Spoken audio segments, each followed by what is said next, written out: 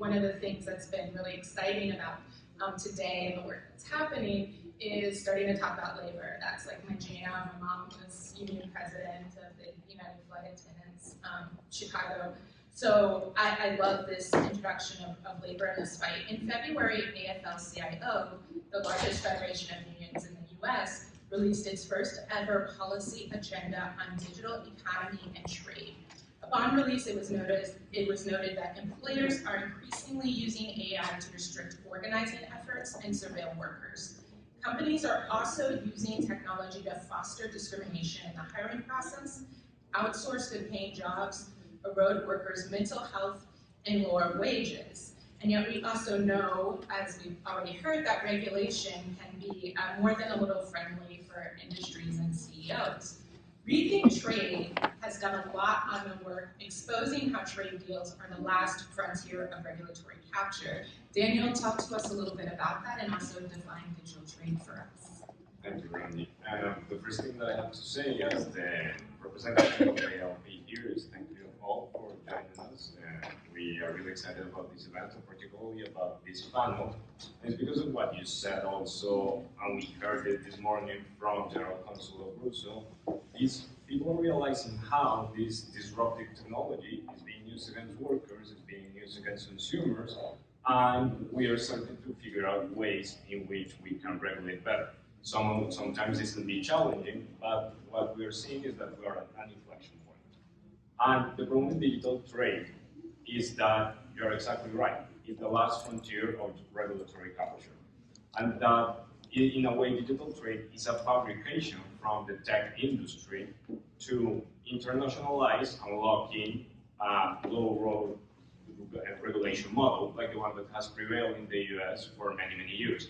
And I know that this sounds kind of like a conspiracy theory, but it's not.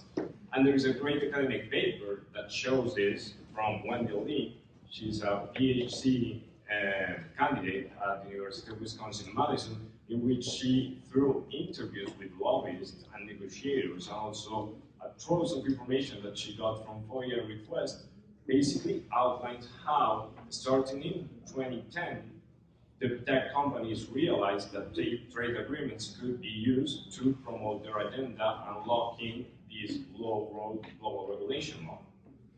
And so, but by the time that the Obama administration started the negotiations on the Trans-Pacific Partnership, they had already captured both the bureaucracy and the discourse around digital trade. So they ended up with an e-commerce chapter that is not really about e-commerce, it's about establishing certain rules for the digital economy that basically entrench their monopoly powers. They have rules that allow them to collect data from all over the world and store it and process it where they want. They have rules that basically shields them from having to face liability for the products and the content that is available on their platforms, and then have all sorts of guarantees of low-touch regulation. The issue is that the United States didn't join TPP for many reasons, but this same model was replicated in the United States, Mexico, Canada agreement. And right now, there is a negotiation that could be seen as the successor of TPP, which is called the Indo-Pacific Economic Framework. It involves many of the same countries, and is in a way for the US to push against China in that region. But what we're very concerned about, and this was underpinned by a recent report that was released this week by the Office of Senator Warren, is that tech companies are having the same kind of access to influence these negotiations from the onset and all throughout the process. Particularly from the Indo-Pacific Economic Region, the report from Senator Warren basically outlines how, through emails between USTR and different lobbyists from the tech companies, how they were consulted for the goals that should be met with the Indo-Pacific Economic Region Agreement, and how the USTR authorities should be interacting with other governments whenever these other governments were trying to push anti-monopoly policies. And what we're seeing is that this is contradicting the Biden administration agenda, this whole of government approach to try to rein on big tech, has a great loophole and is through the trade policy agenda. We've seen in the US, for example, last month, FTC Chair Lina Khan, who was here earlier, and officials with the Civil Rights Division of the US DOJ, the Consumer Financial Protection Bureau, and US Equal Employment Opportunity Commission released joint statements expressing deep concern about AI contributing to unlawful discrimination, anti-competitive practices, and rolled out their commitment to really use all of the different powers at their disposal to rein it in. We also know that we've got EU AI Act, the African Union Commission is in the process of developing a data policy framework. So there's this rush to kind of set a worldwide standard, and yet, as Cristina mentioned, with this sort of vagueness, there's a lot that has to be thought about when it comes to the development layer and considerations around some of the more technical aspects. So Sarah, I'd like to bring it back to you. What are some of the core structural dependencies, you might want to define that as well, that are taking shape in AI and the role of competition law and regulatory mechanisms in addressing them? Well, let's maybe take a step back and unpack what artificial intelligence is in the first place, because that term, I mean, it carries a lot of weight, and it's often used to describe a whole lot of different capabilities. It's meant a whole lot of different things over the course of an almost 80-year history. Artificial intelligence as we know it today, which again, really want to underscore, is not the only version of AI that has been in existence, nor is it the only version of AI that's possible. But the current flavor of AI that's in vogue is premised on, it's a set of data-centric technologies that require, processing of looking for patterns in huge data sets, using massive amounts of computational power. This is a very resource-intensive project to build AI at scale. And that's why we say that there really isn't any AI without big tech. You might hear of a lot of new startup companies that are coming on the scene. Often those companies have agreements with the big three cloud providers in order to build and sell their AI. And so I think looking materially at what is the infrastructure that's underpinning AI is really key to any kind of movement forward that we're going to make. We're seeing this sort of rush to roll out AI, generative AI specifically, in new ways across the digital economy. AI has been around for a while. It's often been used more in business to make decisions that can impact our resources or our life chances. Are you going to get that mortgage at a fair interest rate, or are you going to be called in for that job interview? Now AI, there's an interface that people are able to interact with. There's something that's more viscerally tangible to people, and businesses in particular are thinking about how are we going to roll this out in new ways.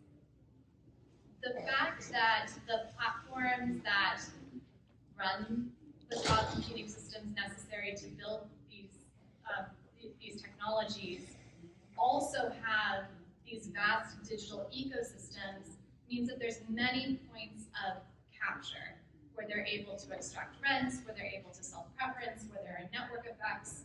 So in many different ways, the scale is tipped toward the biggest firms in the AI field, and that's what makes competition law really crucial, because it is a key leverage point for getting at that structural root. What is the material way that the largest tech firms are poised to cement their economic dominance even further than they have already had. And so I think it's really key that we foreground that in discussions about AI policy making that are happening right now. Thank you. Daniel, where does digital trade fit into this? We are not a Rethink trade AI expert, but we come with very good friends like Sarah that has explained to us all of the different trends in AI regulation. And what we have seen and what we have studied is an important part of what people are looking for in AI regulation is transparency and accountability.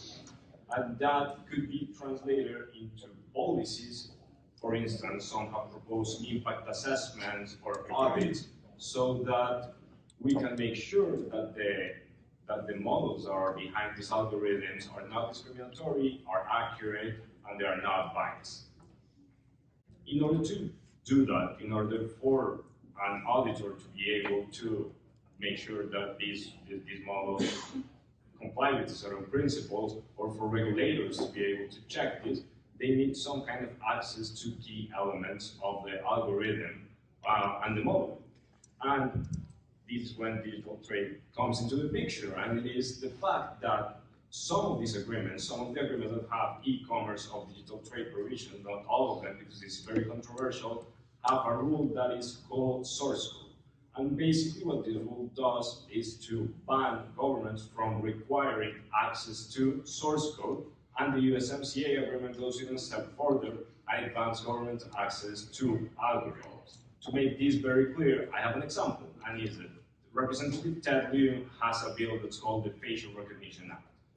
This bill will ban law enforcement from using facial recognition systems that are not tested under the National Institute for Standards and Technology, NIST, program.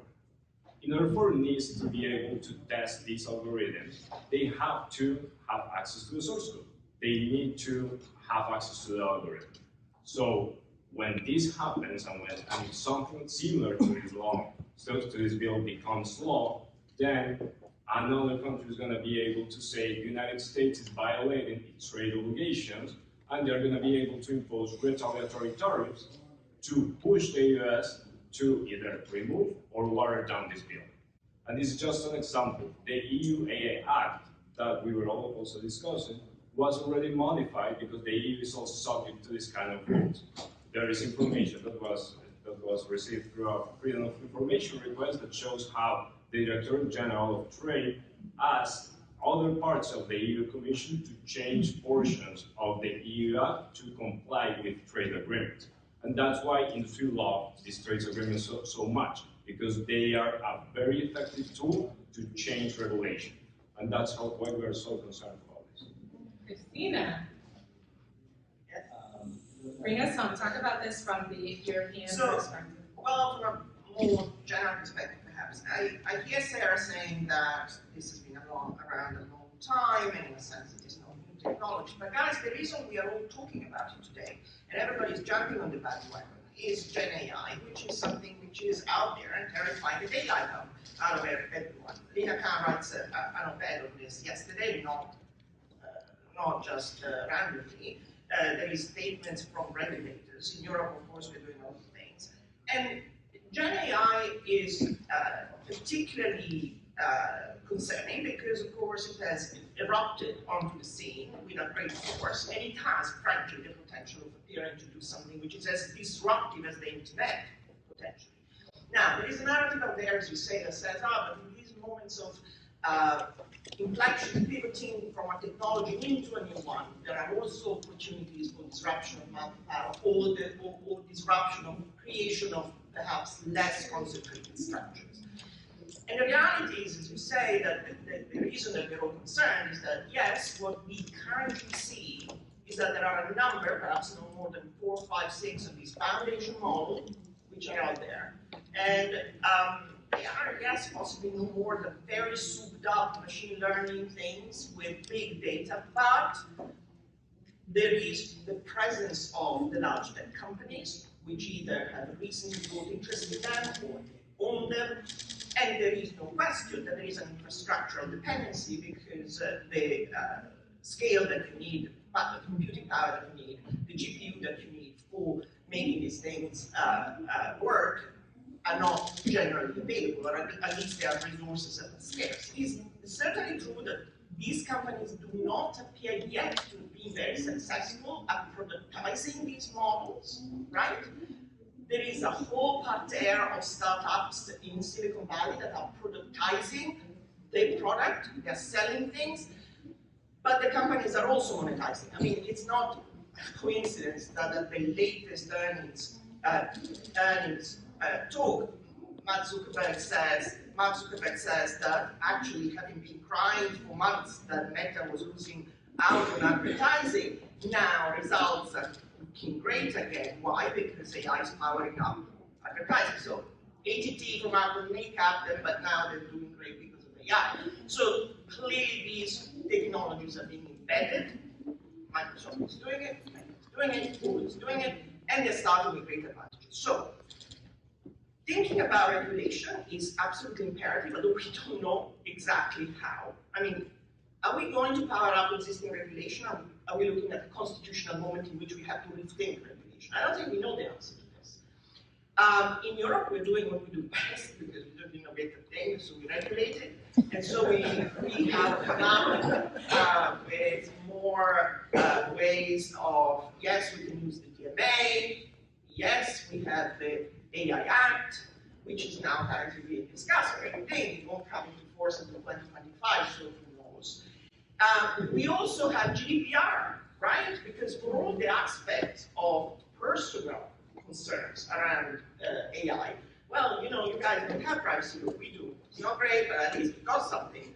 And it is something that is being worked on, so much so that the Italians, for example, blocked OpenAI completely for a period. And it was the data protection regulator who did it because they felt that it wasn't complying with GDPR. Whether it is complying now is not clear, but at least is moving. So the current infrastructure of regulation in Europe is being flexed and powered up to use that more. One aspect that I want to say finally, which I think in antitrust we are not talking about enough, is merger control. Merger control in this space is going to be fundamental because what we've seen over the last 15 years is that these companies have grown to the size they have because they've been allowed to buy quantumly, right, without any merger control stopping them. What we need to make sure doesn't happen is we allow big tech companies to buy interest in these foundation models. Some are already happening, we're not looking into it. But it is something that needs to be looked at as a merger situation. We shouldn't allow these foundation models to merge amongst themselves. Forget it, don't. Do something else. And we shouldn't allow integration down into these startups by big tech buying up all the productizing forms, because then we're going to see again a desert. And of course, we're going to hear all the rhetoric that says, oh, we're giving them technology, and we're giving them ability to scale up. This is really what has underpinned competition in digital, the fact that we've been allowing companies to buy up everybody else. And so merger control in this space needs ideally to be incredibly tight. We want to turn to questions soon, but before we do, is there anyone on the panel that wants to say yes and or actually you're wrong about, or any other final thoughts? Well, as final thought, I want to add that one thing that is not often discussed in this kind of settings is how monopoly power is also affecting developing countries. And the fact is that a lot of people in the developing world are starting to realize that big tech companies are very much happy going over there, developing, laying out their platforms, offering their services, getting a bunch of data in exchange, but not leaving really tangible progress and developing gains. I think that that's something that has to be included in the conversation, and is also super relevant for the digital trade discussion, because what happens with these tools is that on the one side, in advanced countries, they are basically handcuffing regulators and policymakers from protecting rights, but also in the developing world, they are taking the tools from the policymakers that want to advance industrial digital policies. And that's a huge concern also for us. But I also didn't want to end with such a pessimistic note, and I think that we can also see how when these kind of issues with trade policy are brought into light, people start wondering, policymakers start realizing how the policy base is being excavated under their feet, it's possible to change things. And then we can start wondering which are the positive rules that we can put in place so that the digital economy works for all of us and not for a handful